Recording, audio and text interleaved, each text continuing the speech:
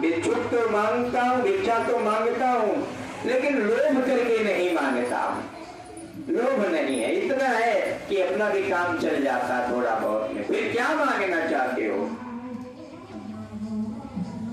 हे राजन, मेरी इच्छा है कि आप संकल्प करके मेरे पग से मुझे 3 पग भूमि दे दो। क्या करना है? मुझे सिर्फ तपस्या करना है। और मैंने सुना है कि भूमि दान देने वाले को स्वयं वैकुंठ लोक प्राप्त होता है, और उस दान की हुई भूमि में तपस्या करने वाले को भी वैकुंठ प्राप्त होता है। राजन, मैं चाहता हूं कि आप मुझे भूमि दान कर दो, आपका वैकुंठ हो जाए और उसमें त्याग तपस्या करके मैं भी वैकुंठ को चला जाऊंगा। राजा बलि थोड़े से मुस्कुराए, कहने लगे कि ब्राह्मण देवता, आपको तो मांगना भी नहीं आता। अरे आप कुछ भी मांग सकते थे, कहां चक्कर में फंसे? आपके तो पैर इतने बड़े बड़े, कैसे नापोगे? वो मेरा काम है। भगवान ने कहा वो मेरा काम है, आप चिंता ना करें, बस आप संकल्प कर दें। और राजा बलि ने जैसे जल का पात्र हाथ में लिया, तो जल का पात्र टोटी वाला लोटा था, वो टोटी वाला लोटा। अभी गुरु जी को बड़ी चिंता हो गई कि ऐसा ना हो कि हमारा चेला सब कुछ हार जाए और फिर हम कहां जाएंगे। शुक्राचार्य जी ने अपने तपोबल से, क्योंकि बड़े तपस्वी थे, छोटा सा रूप धारण करके और टोटी वाले लोटे में टोटी में जा करके बैठ गए कि जब जल ही नहीं गिरेगा तो संकल्प नहीं पूरा होगा। यानी गुरु जी पूरा प्रयास कर रहे हैं कि हमारा शिष्य बच जाए, लेकिन ये भूल गए हैं कि उसके समर्पण में ही उसका कल्याण है। बोलो गोविंद भगवान की। हम थोड़ा थोड़ा जो बचाते हैं ना, 5 में 10 में नहीं, 5 में काम चल जाए, फलाने में नहीं, ढिकाने में काम हो, खासकर कहाँ बचाते हैं? दवाई में नहीं बचाते, फीस में नहीं बचाते, और किसी चीज में नहीं बचाते, दारू में नहीं बचाते, किस में बचाते हैं? दक्षिणा में बचाएंगे, पूजन सामग्री लोकल ले आएंगे, है ना? ब्राह्मण को दान करना होगा तो ले आएंगे, भंडारा में बचाएंगे, यहाँ हम बचाएंगे। लेकिन यहाँ शुक्राचार्य जी समझाना चाहते हैं कि मेरा शिष्य बच जाए, लेकिन भगवान क्या कहना चाहते? बेटा, तेरा ऐसे जगह पे बचाने से कल्याण नहीं होने वाला, जहां बचाना है वहां बचाओ, और जहां से तुम्हारी बरकत है, जहां से तुम्हारी उन्नति है, जहां से तुम्हें शांति मिलती है, जहां से तुम्हें सुकून मिलता है, जहां से तुम्हें भक्ति मिलती है, तुम वहां बचा करके क्या करोगे? भगवान को सब बात समझ में आ गई। गुरु जी ऐसे नहीं मानने वाले हैं। क्या करें? राजन, जरा लोटा हमें दिखाओ, मुझे लग रहा बहुत दिन तक इसकी सफाई नहीं हुई, जरा हमें दो, हम साफ कर देते हैं। और भगवान ने एक पैना कुसा उठाया। कुसा समझते हो ना, यहाँ डाब बोला जाता है। कुसा नुकीला, बड़ा नुकीला कुसा होता है। और भगवान ने ऐसे, शुक्राचार्य जी बैठे थे और भगवान ने जैसे ही टोटी में कुसा डाला, शुक्राचार्य जी की एक आंख गोविंदाय नमो नमः हो गई। बोलो गोविंद भगवान की। ध्यान देना, शुक्राचार्य जी की एक आंख खत्म। अब प्रश्न उठता है कि गुरु जी की एक आंख भगवान ने क्यों फोड़ दिया? भगवान बताना चाहते हैं, इसमें भी भगवान बताना चाहते हैं कि घर के मालिक को, स्कूल में प्रिंसिपल को, क्लास में टीचर को, घर के मुखिया को, गांव के प्रधान को, इनको सबको एक दृष्टि होना चाहिए, ना कि दोगलापन, दो दृष्टि नहीं होना चाहिए, सबको समान। अगर तुम्हारे क्लास में 10 बच्चे बैठे हैं तो टीचर का, अध्यापक का ये धर्म बनता है कि वो सबको सब सेम आंख से देखे, वो बच्चों में भेदभाव ना करे। यदि वो भेदभाव करता है तो फिर समझ लो कि वो पक्का गुरु नहीं है। भगवान ने एक आंख फोड़ दिया कि ये तो तुम्हारे सब चेले हैं भाई, तुम तुम इनमें भेदभाव ना करो, इसलिए तुम दो आंखों से देख रहे थे, भेदभाव निकाल रहे थे, इसलिए तुम्हारी एक आंख ही कर दिया खत्म। बोल गोविंद भगवान की। यहां भी भगवान सीख देते हैं। और जैसे ही संकल्प पूरा होता है, भगवान संकल्प पूरा करके जैसे ही राजा बलि कहते हैं आज से मैं अपनी इच्छा अनुसार आप 3 पग भूमि कहीं भी नाप लो, और जैसे जल का पात्र छोड़ते हैं संकल्प पूरा होता है। ध्यान देना, संकल्प से बढ़ करके, संकल्प का मतलब होता है सीधा दान। सीधा दान, दान पुण्य तो सदैव मतलब कभी भी करोगे तो लगेगा, लेकिन संकल्प करने का मतलब कि आप डायरेक्ट कर रहे हो, ये बहुत ध्यान देना। और जैसे ही भगवान की कृपा होती है, भगवान तुरंत अपना विराट रूप प्रकट कर देते हैं। बोल विराट भगवान की, बोल विष्णु भगवान की। और भगवान ने एक पग पाताल लोक में नाप लिया, जिसमें अतल पितल सुतल रसातल महातल पाताल तक का एक ही पैग में, एक ही पग में सब 7 लोक नाप लिया। और दूसरा पग भगवान ने ऊपर बढ़ा दिया तो भू भुआ अंबर आकाश ब्रह्मलोक सब ऊपर तक नाप लिया। और जब ब्रह्मांड में पैर गया, वहीं से जैसे ही ब्रह्मांड फट जाता है, वहीं से गंगा जी की धारा प्रवाह होने लगती है। बोल गंगा मैया की। भगवान के अंगूठे से निकली हुई गंगा मैया प्रवाहित धारा बन करके आती है ब्रह्मा जी को दर्शन देते हुए, और फिर हरिद्वार गौमुख के द्वारा पुनः वापस में जहां हम लोगों को गंगा जी नहाने चलना है, वहीं गंगा जी आ जाती हैं। ये होता है गंगा जी का पृथ्वी पे अवतरण। इसीलिए कहा गया है कि गंगा जी जो है वो भगवान की दासी है। कौन है? भगवान की दासी है। क्यों? क्योंकि भगवान के चरणों से निकली हैं। और अयोध्या में सरयू जी जो है वो भगवान की बहन मानी गई है। ये बहुत ध्यान देना। इसलिए गंगा जी में स्नान करने से, भगवान का नाम लेने से जीवन के समस्त पापों का नाश हो जाता है। शरीर का पाप, शरीर के जो रोग होंगे दूर होंगे हमें नहीं पता, लेकिन तुम्हारे मन के द्वारा जो पाप किए जाते हैं वो दूर हो जाते हैं। बोल गोविंद भगवान की। इस प्रकार से भगवान ने कहा भैया 2 पैर तो हमारे 2 कदम तो पूरे हो गए, बताओ तीसरा कदम हम कहाँ रखें। राजा बलि घबरा गए कि अब तीसरा पैर कहां दें कहने के लिए, है ये नहीं हमारे पास तो कुछ। लेकिन भक्ति करोगे तो घबराओगे नहीं, ये बहुत ध्यान देना। सुसाइड कौन करता है, आत्महत्या कौन करता है? जो भक्ति नहीं करता। जो भक्ति करता होगा वो कभी मरने के लिए सोचेगा ही नहीं, चाहे जितनी मुश्किल पड़ जाए, वो सदैव समाधान ढूंढने का प्रयास करेगा। राजा बलि कहने लगे कि प्रभु एक बात बताओ कि दान बड़ा होता है या दानी?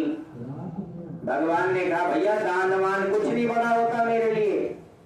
आप क्या दान कर रहे हो कोई मायने नहीं रख रहा है, लेकिन दान कौन और किस मन से कर रहा है ये मेरे लिए बहुत मायने रख रहा है। तो इसका मतलब ये हुआ कि आपके नजर में तो दानी बड़ा हुआ। भगवान कहने लगे बिल्कुल। तो राजा बलि ने कहा प्रभु अभी तो आपने मेरा केवल धन दान लिया है, दानी तो तुम्हारे सामने खड़ा है। आप तीसरा पग हमारे मस्तक पर रख दो। बोल गोविंद भगवान की। और जैसे ही विराट भगवान ने तीसरा चरण राजा बलि के मस्तक पर रखते हैं, भगवान प्रसन्न हो जाते हैं, देवताओं के फूलों की वर्षा करने लगते हैं और राजा बलि के लिए दुनिया भर की बधाइयां शुरू हो जाती हैं। भगवान बताना चाहते हैं इस कथा से कि संसार में कुछ भी तुम्हारा नहीं है, तुम एक बार हमें समर्पण करके देखो, हम कभी तुम्हारा पतन नहीं होने देंगे। बाबा लिखते हैं क्या कि जाको राखे साइया मारे सके ना कोई और बाल नभा का कर सके जो जग बेरी होए। बोल गोविंद भगवान की। कहने लगे भैया आपने तो पूरा सब कुछ हमें समर्पित कर दिया, प्रसन्न हो, क्या चाहते हो? राजा बलि ने कहा नाम अमर कर दो और कुछ नहीं चाहिए, और मेरी इच्छा है यदि प्रसन्न हो तो बस एक बात और याद रखना। क्या? घर में एक महल है, उस महल में 4 दरवाजे हैं और मैं किसी भी दरवाजे से कभी भी निकल सकता हूं। मेरी इच्छा है कि मेरे जिस भी दरवाजे पर निकलो आपका मुस्कुराता हुआ पहरा वहां होना चाहिए। सोचो भक्ति में इतनी शक्ति है कि भगवान चौकीदार बनने के लिए तैयार है, और एक ही नहीं, भगवान को राजा बलि के यहाँ 4 रूप धारण कर। भैया कब पता कौन से दरवाजे से निकल जाए? मैं मान लो पूरब वाले पे बैठा हूं तो वो पश्चिम वाले से निकल जाए, मैं उत्तर वाले पे बैठा हूं तो दक्षिण वाले से। इसलिए भगवान ने वहां पे 4 रूपों को धारण किया है, और हर दरवाजे पर मुस्कुराता हुआ चेहरा। दरबारी का काम विष्णु भगवान ने किया है। बोलो विष्णु भगवान की जय। बहुत समय बीतता जा रहा है, भगवान दरबारी राजा बलि जब भी निकलता है भगवान को प्रणाम करके आगे बढ़ता है। इधर बहुत समय व्यतीत हो जाता है। लक्ष्मी जी सोचती हैं कि पतिदेव कहाँ रह गए। एक पत्नी की बड़ी चिंता होने लगती है। नारद जी को बुलाया, क्योंकि उस समय के मीडिया यदि कोई था सबसे बड़ा तो नारद जी ही थे, और कोई मीडिया नहीं थी उस टाइम। कहा गया है कि भगवान का मन जो है वो स्वयं नारद जी हैं। जब भगवान या नारद जी को याद करते थे तब नारद जी वहां प्रकट हो जाते थे। बुलाया गया कि भाई पतिदेव कहाँ है? नारद जी ने कहा आपको पता ही नहीं। अच्छा, नारद जी को सारी बात पता होती थी। अच्छा, उनका नाम ही नारद, यानी नारद, जो नारद जी ने कह दिया उसको रद्द करने वाला कोई है ही नहीं। समझ लो पक्का प्रधानमंत्री का मोहर लग गया। पता ही नहीं है कहाँ है। नहीं, लो तुम्हारे पति तो दरबारी का काम कर रहे हैं आजकल। अच्छा, कैसे? सारी कथा सुना दिया। अब मुझे बताओ कि छुड़ाए कैसे? इतना जल्दी तो छुड़ाने वाला 6 महीना अभी बाकी है दीपा उसको रक्षाबंधन आने में। कितना? 6 महीना बाकी है। राजा बलि अपने हर नगर की कन्या से राखी बंधवाता है, और जो कन्या राखी बांधती है राजा बलि इसको मुंह मांगा इनाम देता है। अब तुम भी इसी तरीके से जाना। नारद जी ने रास्ता बता दिया। 6 महीने तक लगातार निरंतर वैकुंठ को छोड़ करके राजा बलि के यहाँ भगवान ने दरबारी का काम किया। सोचो ये किसमें पावर है? ये भक्ति में पावर है, ये भक्ति की शक्ति है। ये बल पैरुख रुपया पैसा खजाना जायदाद प्रॉपर्टी की शक्ति नहीं है, ये शक्ति है, ये भक्ति की शक्ति है। बोल गोविंद भगवान की। पुनः रक्षाबंधन का पर्व आता है। माता लक्ष्मी जी कन्या का रूप धारण करके जाती हैं, और कन्या का रूप धारण करके जैसे ही राजा बलि को रक्षा सूत्र बांधती है, एन बंदो बलि राजा दानवेंद्रो महाबलम तेन त्वं प्रतिबंधना निरक्षा माचले। जैसे ही रक्षा सूत्र बांधती है राजा बलि कहते हैं मांगो बहना क्या चाहिए? अब माता लक्ष्मी जी को तो रुपया पैसा चाहिए नहीं था, क्या चाहिए था? कहने लगे कि भैया यदि आप हमें कुछ हमारे रक्षा के बदले में देना चाहते हो तो अपना चौकीदार दे दो। अरे चौकीदार कैसे?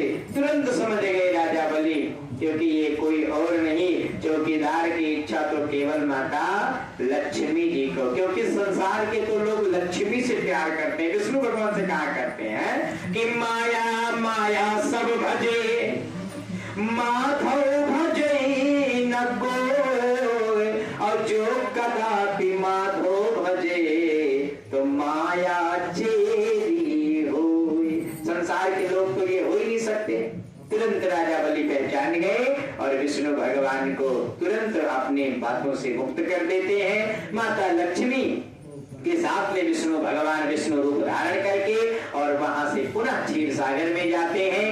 एक दरबार भगवान का लक्ष्मी नारायण दरबार जो है वो राजा बलि के यहाँ आज भी विराजमान है। यानी कहते हैं कि 12 निवासों में एक निवास भगवान का राजा बलि के यहाँ आज भी दिया गया है, ऐसा शास्त्रों में वर्णन आता है। इसीलिए कहा जाता है कि भैया सब कोई तो लक्ष्मी और विष्णु कर नहीं पाते हैं, और जब कलावा बंधाते हुए या रक्षा सूत्र बंधवाते हुए तो खाली हाथ नहीं बंधवाना चाहिए। क्यों नहीं बंधवाना चाहिए? क्योंकि सामने वाला कुछ मांग ले और तुम ना दे पाओ। जैसे राजा बलि से तो लक्ष्मी जी ने मांग लिया तो राजा बलि ने दे दिया, क्योंकि राजा बलि समर्थवान थे, लेकिन तुम समर्थवान नहीं हो इतना, इसलिए अपना हाथ में कलावा में कुछ ले लो कि उसको मांगने का मौका ही ना मिले। पहले ही हम लेकर के बैठे हैं, जो हम दे देंगे वो तुम्हें लेना पड़ेगा। बोलो गोविंद भगवान की। कल की कथा बड़ी सुंदर और बताई जाएगी, क्योंकि समय आगे बढ़ता जा रहा है। कल की कथा बताई जाएगी कि भगवान का किस प्रकार से क्या होता है। सूत जी महाराज कहते हैं इसमें कल सूरदास राजा उनके पुत्र मित्र शाह की कथा है, कि बड़ी सुंदर कल की कथा है। बोल श्री लक्ष्मी नारायण भगवान की। श्री कृष्ण गोविंद हरे मुरारी, हे नाथ नारायण वासुदेव। श्री कृष्ण गोविंद हरे मुरारी, हे नाथ वासुदेवा, हे नाथ नारायण वासुदेवा, हे नाथ नारायण वासुदेवा। श्री कृष्ण गोविंद हरे मुरारी, हे नाथ देवा